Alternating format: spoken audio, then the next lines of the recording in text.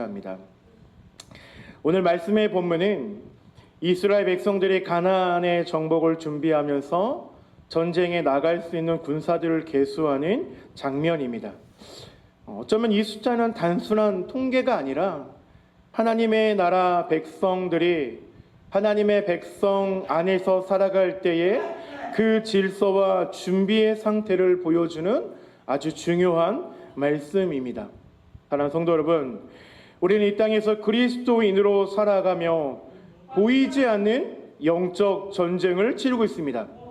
이 영적 전쟁은 우리의 눈에 보이지 않지만 삶의 모든 영역에서 영향을 주는 전쟁입니다. 가정과 또 교회와 직장과 마음의 생각까지도 이 전쟁의 한복판에 서 있다라는 것입니다. 오늘 본문인 민수기 1장 20절에서 46절은 단순한 인구 조사로 보이지만 이 안에는 영적 전쟁에서 승리할 수 있는 이유들이 너무나 많이 숨겨져 있고 그 보물 같은 말씀이 오늘 우리들에게 말씀하고 있다라는 것입니다. 여러분, 우리가 주님의 말씀으로 싸울 때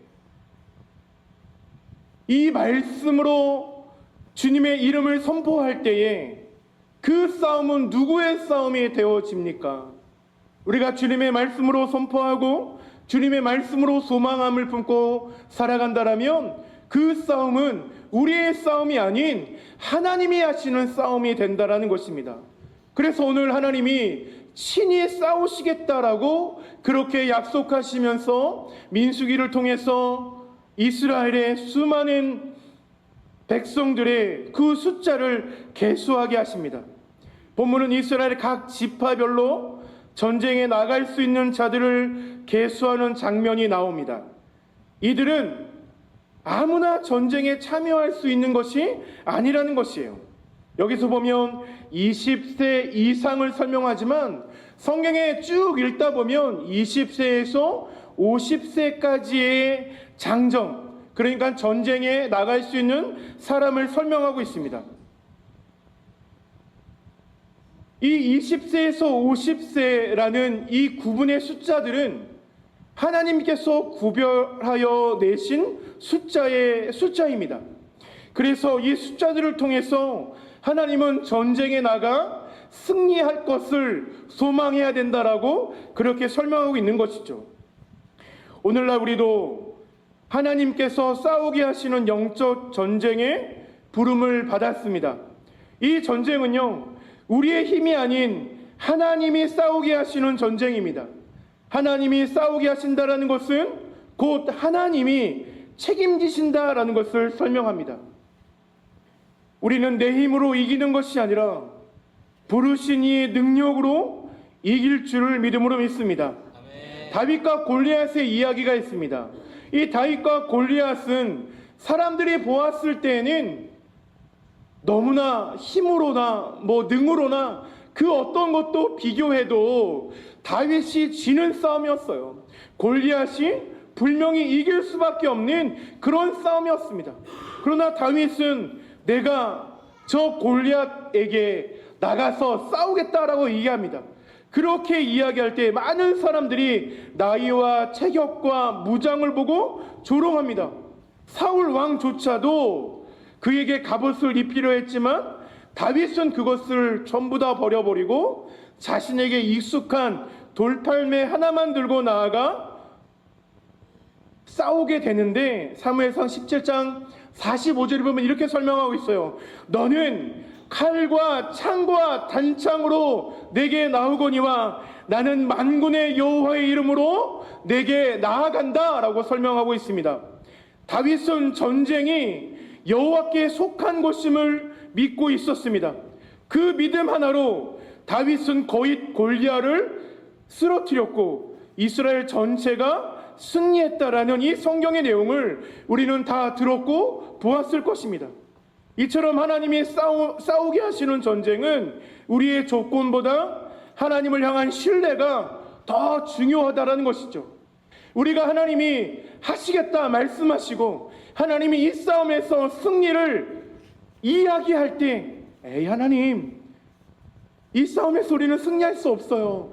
저들은 너무 크고요. 저들은 너무 강하고요. 저들의 숫자는 너무 많아서 우리가 감히 이길 수 없습니다라고 이야기하는 것. 이것이 믿음의 고백이 아니라 하나님의 이름으로 나아가겠다고 하는 이 다윗의 고백이 저와 여러분의 고백이 되어줘야 된다는 거예요. 우리가 하나님 앞에 기도할 때 하나님의 이름으로 기도하지 않습니까?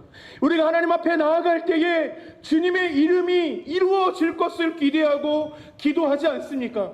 그러니 우리가 기도했으니 하나님께서 이끌어 가실 것입니다. 우리가 기도했으니 이 싸움에서 승리하시게 하실 분이 하나님이시다라는 것을 여러분 신뢰하기를 소원합니다.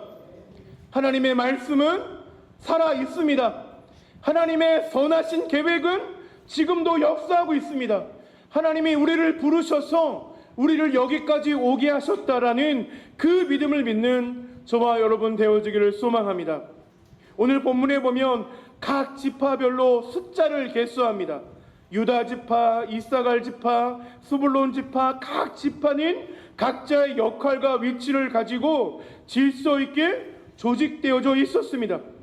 이것은 하나님께서 무질서가 아닌 질서의 하나님이심을 우리에게 보여주고 있다는 것입니다. 전쟁은 혼자서 하는 것이 아니라 공동체 안에서 함께 싸우는 것입니다. 여러분 상상해 보십시오. 지금 이곳이 어느 땅입니까? 이곳이 광야의 땅이에요. 그 광야의 땅에서는 무언가 행동하기가 불편함이 있습니다. 광야에서는 모래바람도 불고 있고요. 낮에는 아주 더움이 무더위가 닥칩니다. 저녁에는 쌀쌀한 바람이 불어서 추위에 감기 드는 사람들이 많이 있습니다. 그 땅에서는 무엇을 하기가 불편한 땅입니다. 그런데 그 불편한 땅에서 그 많은 사람들이 사람의 수를 계수하고 있어요. 1명, 2명, 3명 이러면서 각 지파의 수들을 계수합니다. 사실 이것을 어느 학자들은 이렇게 얘기합니다. 그 수많은 100만이 넘는 사람들이 사람들의 수를 계수할 때 그 계수가 잘 이루어지기 위해서는 어느 정도의 질서가 필요했을 것이다 라고 설명합니다. 여러분 광야 안에서 질서를 지키는 것은 굉장히 힘든 일이었을 것입니다. 그러나 그들은 질서를 지켰고 그 질서 가운데 사람들의 수를 세어 나갑니다. 여러분 하나님이 질서의 하나님이시기 때문에 그 숫자를 세게 하신 겁니다. 그리고 하나님께서 그 숫자들을 통하여서 강력한 군대가 되게 하시겠다라고 그렇게 약속하고 있습니다. 숫자를 세웠다라는 것은 다른 의미로도 이야기되어지는데요. 또 한 가지는 바로 연합되어짐입니다. 숫자를 세웠다라는 것은 그 숫자를 통해서 정확히 전쟁에 나갈 군사를 체크하고 군사로 전쟁에 나갈 사람들을 체크함으로 인해서 우리 몸 안에 이스라엘 민족 안에 유대인의 민족 안에 얼마나 싸울 사람들이 있는지 그리고 얼마나 많은 사람들이 이곳에서 살고 있는지를 파악하고 있다는 것이죠. 여러분 우리가 싸움 나갈 때에 잘 질서 있게 조직하고 그리고 그 질서로 조직된 그 공동체가 서로가 연합되어질 때 강력한 무기가 만들어진다는 것이죠. 사랑으로 묶일 때 우리는 강력한 군대가 되어진다는 것입니다. 우리의 가장 큰 무기는 무엇입니까? 여러분 우리 포근한 교회의 가장 큰 무기는 무엇입니까? 그것은 아마도 연합되어짐일 것입니다. 우리가 각자 혼자 싸우면 힘들고 어렵습니다. 우리가 각자 혼자 싸우려고 우리가 저 들판 위에 나아가 어둠과의 싸움을 선포한다라면 굉장히 그 싸움은 어려운 싸움이 될 것입니다. 그러나 우리가 이곳에서 함께 있는 이 공동체가 함께 기도하고 함께 연합되어지고 함께 연합된 공동체가 쉽게 무너지지 않는다라는 그 믿음을 가지고 우리가 함께 그 믿음의 싸움을 나가는 저와 여러분 되어지기를 간절히 소원합니다. 한 청년이 있었어요. 이 청년은 신앙생활이 점점 지쳐갑니다. 교회에서 사람하고 부닥치는 것도 너무 귀찮고, 또 교회에서 사람들이 무언가를 물어보는 것도 이제 싫어요. 혼자 신앙생활 해야 되겠다. 그냥 혼자 TV를 켜고 혼자 인터넷을 틀어놓고 그냥 혼자 신앙생활 해야 되겠다. 너무 사람들하고 부딪히고 예배 생활하는 것은 너무너무 힘들다. 그리고 자기의 고백을 목사님에게 고백을 합니다. 목사님, 저는 이제 집에서 혼자 신앙생활 해보려고 합니다. 교회가 없어도 괜찮을 것 같아요. 교회가 없어도 그냥 혼자 집에서 TV 틀고 예배 드려도 괜찮을 것 같습니다 라고 그렇게 고백을 합니다. 그런데 그 목사님이 말없이 그를 데리고 난로가 있는 장작불 앞에 앉습니다. 그리고 불타오르는 숯불 하나를 집게로 끄집어내어 놓자 그 숯불은 금세 식어버립니다. 목사님이 그렇게 그 청년에게 조용히 말합니다. 신앙도 이와 같다. 공동체 안에 있을 때 불이 붙지만 혼자 떨어지면 금세 식어버린다. 여러분, 혼자서는 뜨거움을 유지하기가 어렵습니다. 우리의 믿음은 공동체와 함께할 때 더욱 강력한 불꽃이 될 것입니다. 영적 전쟁은요, 연합으로 이깁니다. 우리는 함께 싸우는 군대라는 사실을 우리는 인식하고 인정해야 될 것입니다. 여러분, 제가 고등학교 때 수학여행을 가면 수많은 학교들이 그 수학여행의 자리에 옵니다. 그리고 수학여행 안에서 서로의 학교가 힘이 세다는 것을 과시할 때가 있습니다. 그래서 막 노래도 더 크게 부르고 장기자랑도 더 크게 하고 뭐 그런 경우들이 있습니다. 또 어떤 친구들은 우리 학교가 힘이 더 세다는 것을 보여주기 위해서 저쪽 학교 친구들한테 이렇게 얘기합니다.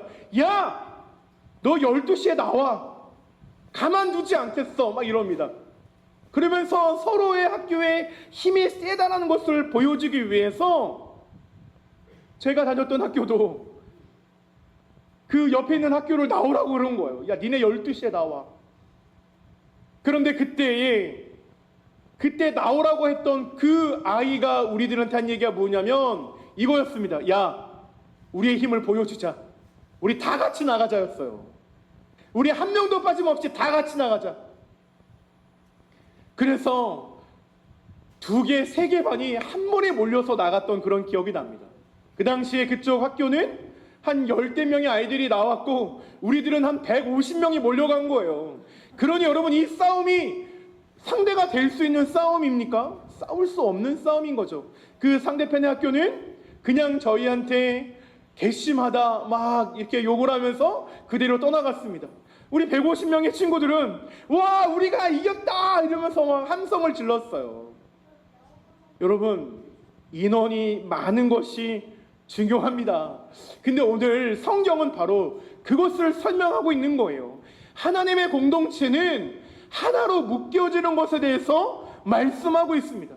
하나님의 공동체, 하나님의 가정, 하나님의 믿음의 그 사역의 영역들은 하나님의 말씀으로 하나가 되어지는 것입니다. 그래야 그 힘이 배가가 되어진다는 거예요.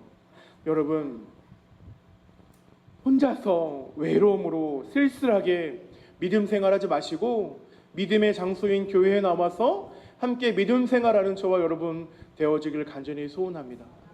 제가 교회를 처음 개척했을 때 저희 교회에 처음 등록한 성도가 있습니다.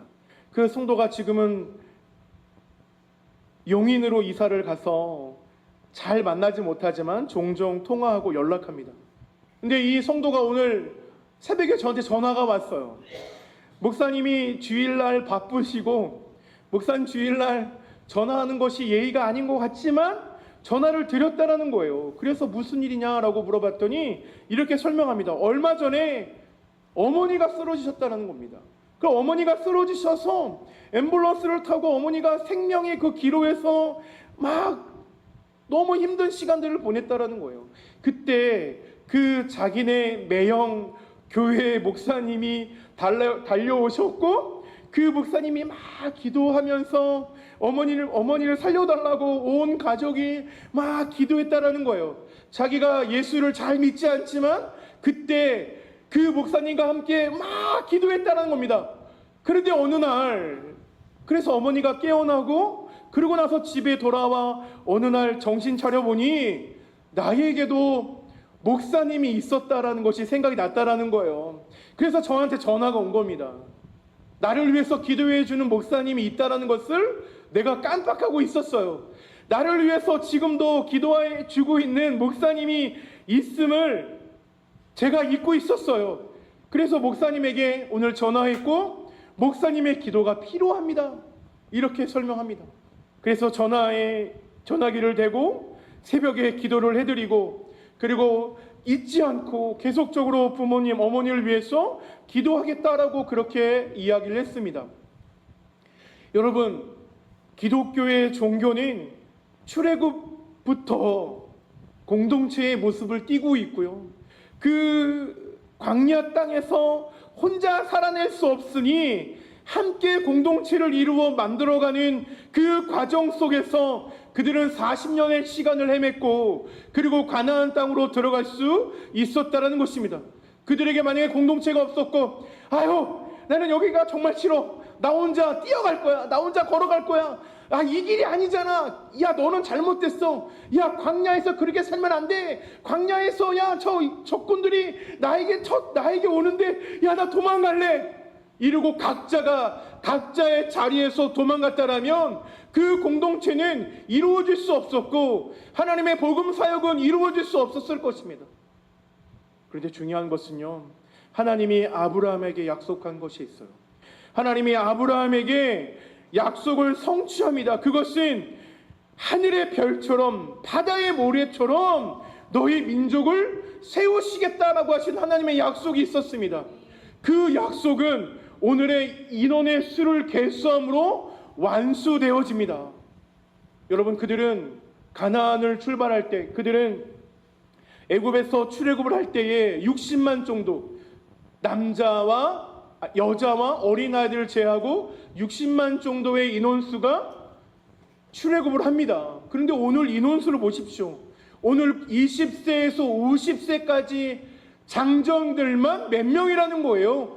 60만이 넘었어요. 그러니 전체 인원수를 합치면 아마도 100만, 150만이 넘었을 것이다. 그렇게 설명합니다. 여러분, 공동체 안에서 이 이스라엘이라는 공동체 안에서 여러 가지 어려운 사정도 있었겠지만, 어려운 환경도 있었겠지만 그들이 함께함으로 그들은 그 약속의 말씀을 성취할 수 있었다라는 것입니다. 오늘 포근한 교회에게도 하나님이 주신 약속의 말씀이 있습니다. 여러분, 포근한 교회에게도 하나님이 약속하신 말씀이 있어요. 우리가 그 약속의 말씀을 붙들고 사는 거지 않습니까? 우리 교회는 이 땅에서 포근한 교회로 살아가는 것이 하나님의 약속의 말씀입니다. 제가 수요 예배 때도 우리가 이야기했지만 여러분, 포근한 교회는 어떠한 핵심의 가치를 갖고 있습니까? 광야 그 아비가 돈을 많이 벌었습니다. 그리고 그 아비는 떵떵거리며 잘 사는 아비였습니다. 근데 어느 날 아들이 아버지 돈 많으니까 나 이제 아버지 밑에서 안 살고 나 떠나가 살겠습니다. 제 재산을 주세요. 제 목을 주세요라고 얘기합니다. 아버지가 보기에는 굉장히 괘씸했고 굉장히 우라통이 터졌겠지만 그 아비는 그 아들에게 자신의 재산을 줍니다. 그리고 그 아들은 그 재산을 받아서 아주 좋은 곳에 쓰지 않고 하나님이 원하시고 하나님이 바라시는 곳에서 그 재정을 쓴 것이 아니라 자기 멋대로 씁니다. 자기 멋대로 아무렇게나 흥청망청 씁니다. 그리고 그 아비에게 받은 모든 재산을 탕진해요. 이제 먹을 것이 없습니다. 이제는 배가 구리고 있고 어느 곳에서 나를 도와주는 사람 하나 없습니다. 바로 그때 그 아들은 아비에게 찾아갑니다. 그 아비에게 내가 아버지에게 돈을 받아 갔으니 이제 아버지의 종처럼 살겠노라고 그렇게 이야기합니다. 그러나 그 아비는 그 아들을 종으로 받는 것이 아니라 아들로 포근히 안았다라고 성경은 이야기를 합니다. 여러분, 우리 교회는 그런 교회가 되어줘야 합니다. 우리 교회는 그러한 모습으로 살아내겠다라고 결정한 교회입니다.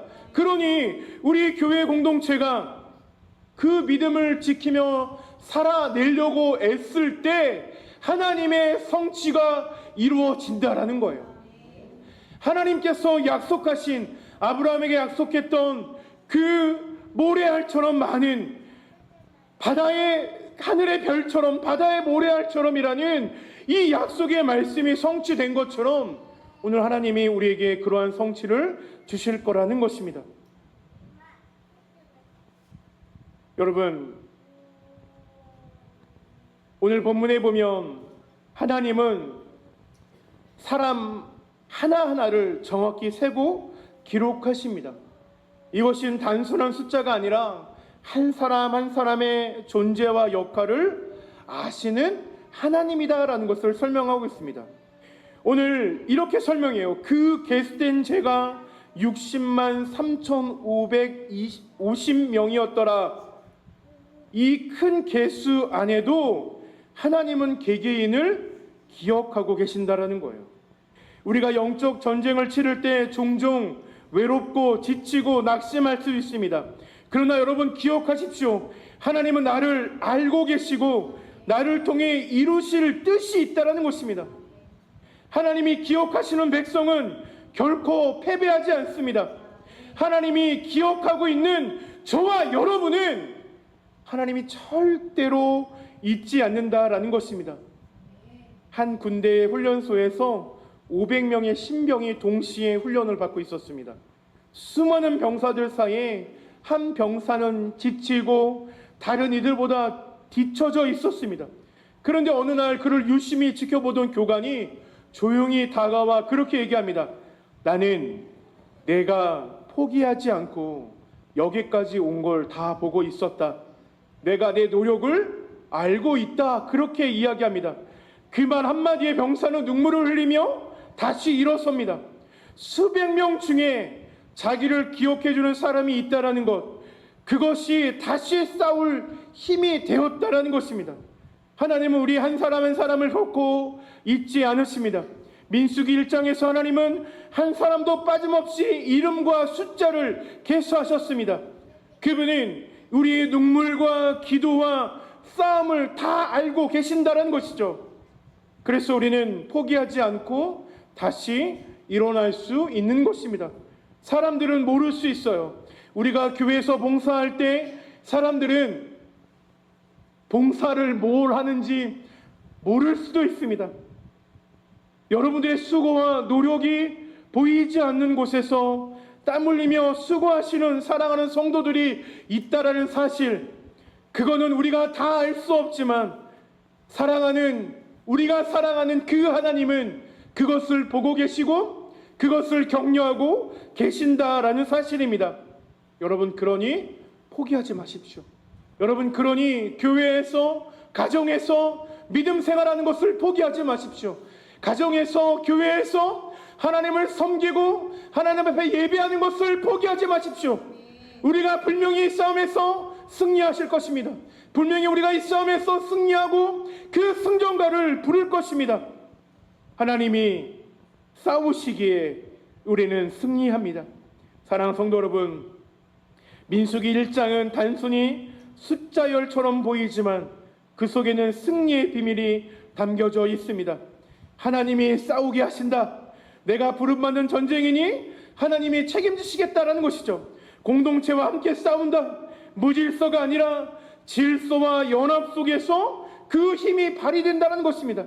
또한 하나님이 정확히 아신다는 것이죠.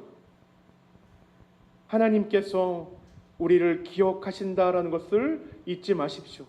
에베소 6장 12절의 말씀을 읽어보면 이렇습니다. 우리의 싸움은 혈과 육을 상대하는 것이 아니로 정사와 권세와 이 어둠의 세상 주관자들과 하늘에 있는 악의 영들을 상대함이니라. 아멘. 그러므로 우리는 말씀으로 무장하고 기도로 준비하며 공동체로 연합해서 이미 승리가 보장된 이 전쟁을 싸워 나가야 될 것입니다. 하나님이 우리와 함께 하시기에 우리는 반드시 승리합니다. 여러분 믿으십니까? 네. 여러분 믿으십니까? 네. 아멘 안 하시는 분들은 뭡니까? 여러분, 하나님은 분명히 승리하십니다. 하나님은 우리를 그냥 내버려 두지 않으십니다. 하나님은 이 공동체를 그냥 흩어지지 않게 하십니다. 우리가 이 공동체에서 함께 배우고 함께 자라나는 것, 그리고 이 공동체를 통해서 하나님이 싸우신다라는 이 약속의 말씀이 오늘 우리 포근한 교회의 약속의 말씀이 되어지기를 간절히 축원합니다. 이 시간 우리가 함께 기도하도록 하겠습니다.